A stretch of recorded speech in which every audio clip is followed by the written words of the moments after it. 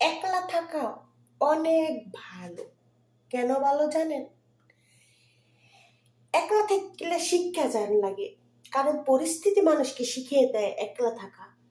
কারণ স্বার্থের পিছে না ঘুরা আপনি একলা থাকেন, আপনি দিয়ে খাইয়া কতদিন ভালো থাকবেন?